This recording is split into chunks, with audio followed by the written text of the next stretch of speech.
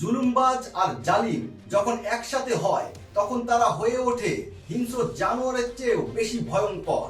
আর এমনটি ঘটেছে ট্রাম্প ও নেতানিয়াহুর সংমিশ্রণে। এবার এক বিস্ফোরক মন্তব্য করেছেন মার্কিন প্রেসিডেন্ট ডোনাল্ড ট্রাম্প। তিনি গাজাবাসীদেরকে মিশর ও জর্ডানে চলে যাওয়ার আহ্বান জানিয়েছেন। তিনি বলেন, গাজাবাসীরা যদি মিশর ও জর্ডানে চলে যায় তাহলে শান্তিতে থাকতে পারবেন। তবে তার এই আহ্বান সরাসরি প্রত্যাখ্যান করেছেন ফিলিস্তিনের স্বাধীনতাকামী সংগঠন হামাস। বিস্তারিত দেখুন রিপোর্টে।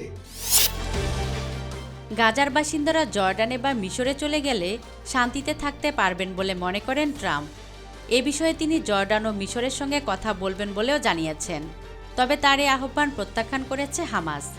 গাজার নিয়ন্ত্রক ও ফিলিস্তিনের স্বাধীনতাকামী এই সংগঠনটি এক বিবৃতিতে ইসরায়েলকে আধুনিক ইতিহাসের সবচেয়ে বড় ফ্যাসিবাদী আখ্যা দিয়ে জানিয়েছে, নিজেদের ভূমি থেকে বিতাড়িত করার পায়তারা মেনে নেবে না তারা। আর এই খবর জানিয়েছে মিডল ইস্ট মনিটর। বিবৃতিতে ফিলিস্তিন জনগণকে তাদের স্বাধীনতা অর্জনে সহায়তা করতে এবং জেরুজালেমকে রাজধানী করে স্বাধীন রাষ্ট্র প্রতিষ্ঠায় কাজ করার জন্য মার্কিন প্রশাসনের প্রতি আহ্বান জানায় হামাস। এর আগে মিশর ও জর্ডানও ট্রাম্পের এই আহ্বান প্রত্যাখ্যান করেছে। জর্ডানের পররাষ্ট্রমন্ত্রী বলেছেন, জর্ডানের বাসিন্দাদের জন্য জর্ডান আর ফিলিস্তিনিদের বাসিন্দাদের জন্য ফিলিস্তিন রাষ্ট্র।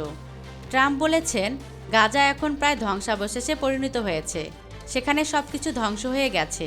তাই আমি চাই অন্য কোনো স্থানে ফিলিস্তিনিদের বসবাসের ব্যবস্থা করতে, যেখানে তারা হয়তো শান্তিতে বসবাস করতে পারবেন।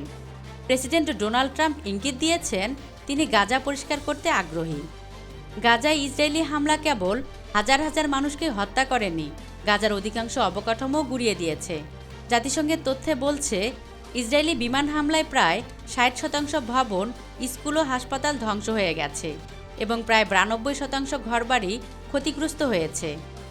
গাজার প্রায় 90% মানুষ বাস্তুচ্যুত হয়েছেন এবং অনেক বাসিন্দা বারবার স্থানান্তরিত হতে বাধ্য হয়েছেন।